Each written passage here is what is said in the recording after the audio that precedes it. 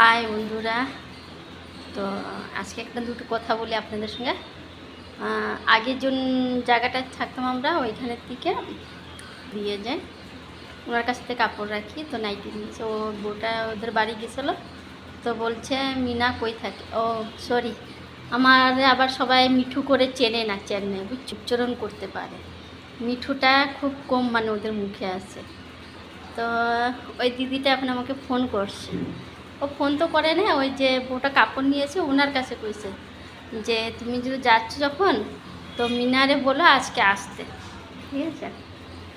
তো মানে আমার সঙ্গে মানে একটু বয়স্ক লোকের সঙ্গেই আমার একটু ভালো মানে মিশামিশি, যেরকম কি 40, 50, 60, 70 বছর এরকম বউদের সঙ্গে আমার সঙ্গে একটু ভালো মিলে। হ্যাঁ, ওদের সঙ্গে আমি একটু মিলি।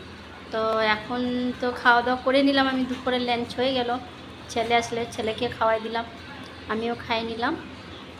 তো এখন 3টার সময়, 3টে কি 2:40 বেরোয় যাব। আবার বাজারে ওইদিকে ওদেরই বসে 5টা অবধি বসে, তারপরে আমি 6টার দিকে ঘরে চলে আসবো। তো বাই বাই। দেখলাম না বন্ধুরা যে আমি যাবো এক জায়গায়, তো এই যে ঘর তালা দিয়ে দিলাম, এই যে ব্যাগও নিয়ে নিলাম, আসার সময় সবজি দিয়ে চলে আসবো, বেশি দূর না, কাছেই।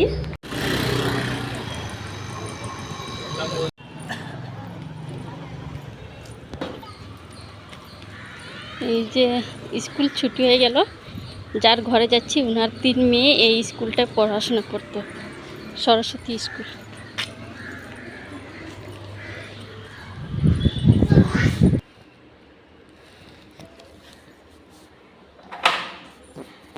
நான் நல்லா தூங்குவீங்களா?